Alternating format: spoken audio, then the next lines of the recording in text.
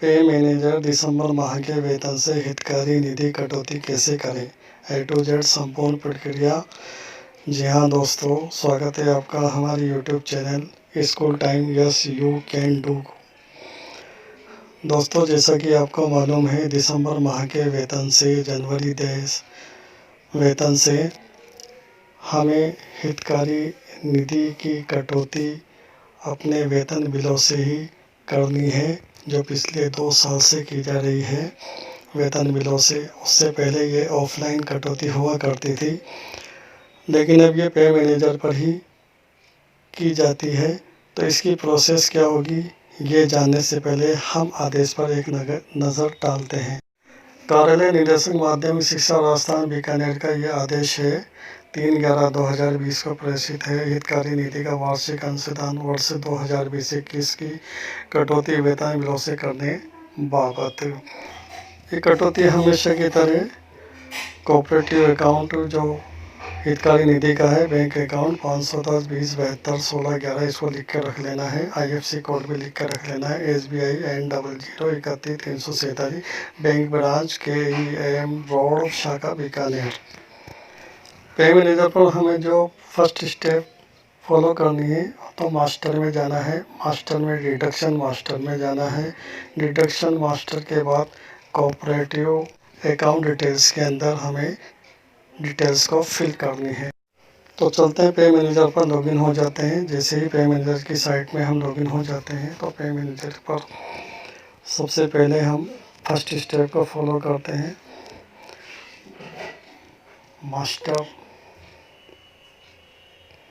Master के अंदर deduction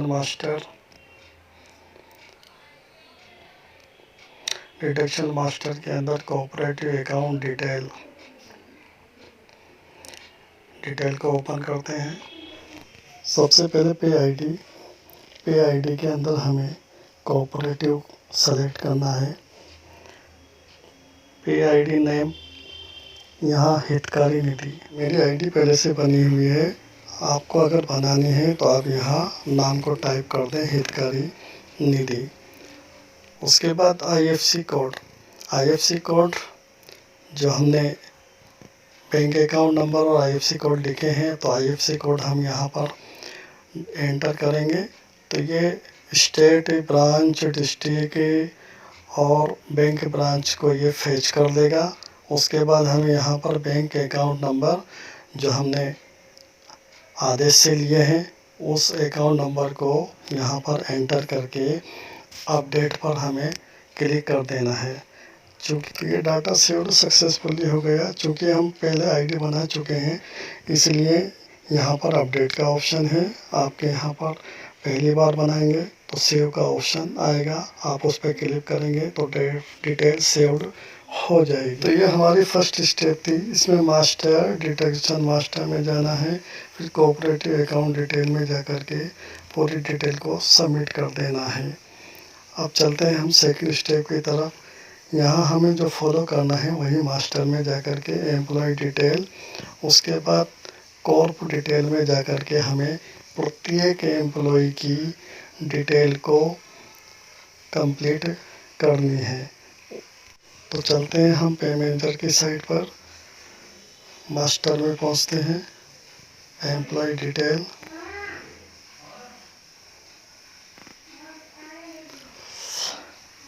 employ detail के अंदर पहुँच करके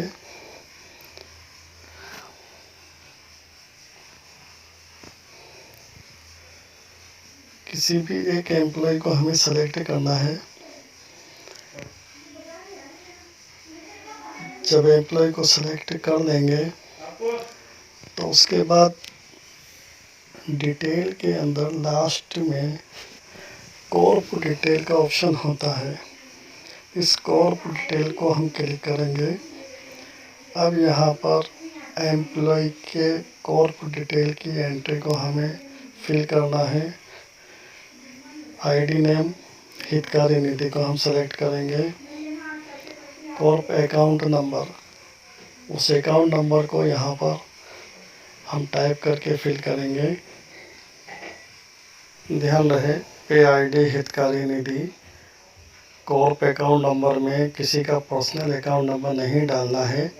यहाँ पर हितकारी का जो अकाउंट नंबर हमें आदेश के अंदर दिया है उसी अकाउंट को हमें प्रत्येक कर्मचारी के लिए डालना है, ताकि उसी खाते के अंदर, अकाउंट के अंदर ये राशि जो हम कटौती से करेंगे ये इसी अकाउंट से फेच होकर के उसी अकाउंट में चली जाएगी। यहाँ नीचे अपडेट का ऑप्शन है। अपडेट के ऑप्शन पे क्लिक करेंगे तो हमारी डिटेल, कर्मचारी का विवरण सफलतापूर्वक प्रविष्टि हो गया है। यहाँ पे नीचे डिटेल आ गई जो हमने सबमिट की है। इस डिटेल को हम एडिट भी कर सकते हैं। तो इस तरीके से हमने सेकंड स्टेप को पूरा किया है। मास्टर में गए, एम्प्लॉय डिटेल को ओपन किया, एम्प्लॉय डिटेल में जाके कॉर्प डिटेल को आईडी पे आईडी, हितकारी निधि और अकाउंट नंबर को फिलअप किया। अब चलते हैं हम थर्ड स्टेप की तरफ। तीसरी स्टेप में बिल प्रोसेसिंग में जाएंगे, सैलरी प्रिपरेशन को ओपन करेंगे, उसमें बल्क डिडक्शन को ओपन करेंगे। चलते हैं पे मैनेजर पर, bill processing, salary preparation, bulk deduction, bill name select करेंगे, पे आईडी सेलेक्ट करेंगे, हितकारी हमें यहाँ पे सेलेक्ट करना है,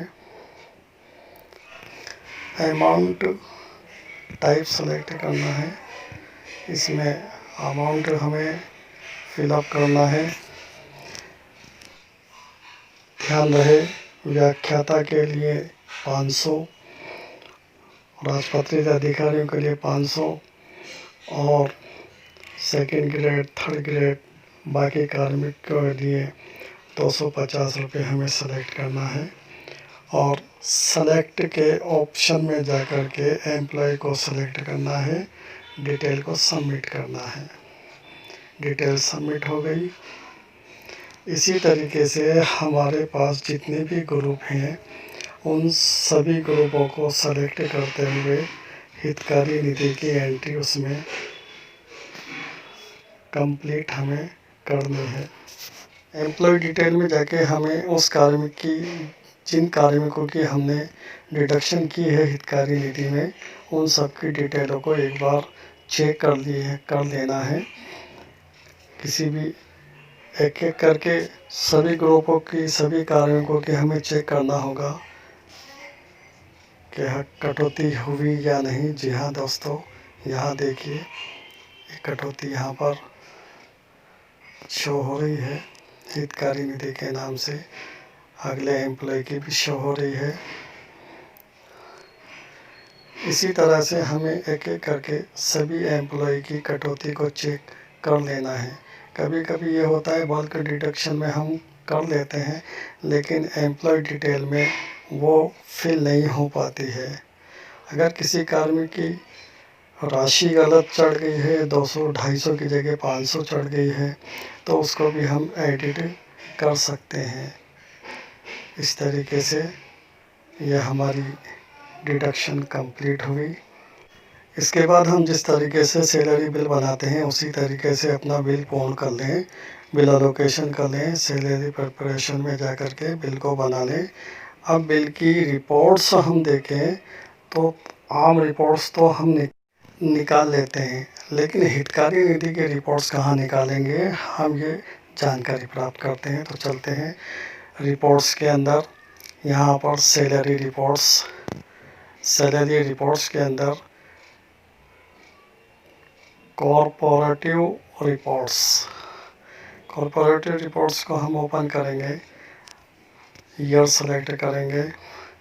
चूँकि मैं पिछली रिपोर्ट बता रहा हूँ इसलिए पिछली रिपोर्ट का पिछला साल 2019 मैंने सेलेक्ट किया है।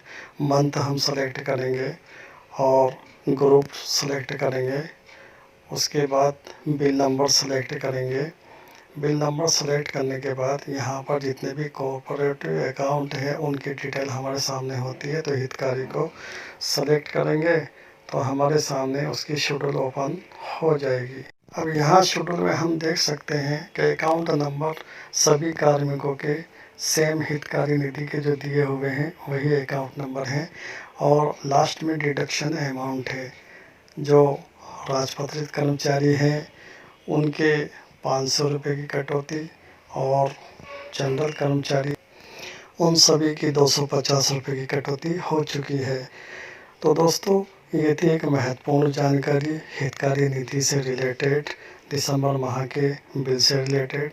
उम्मीद है वीडियो पसंद आया होगा तो लाइक करें, शेयर करें, सब्सक्राइब करें चैनल को। धन्यवाद।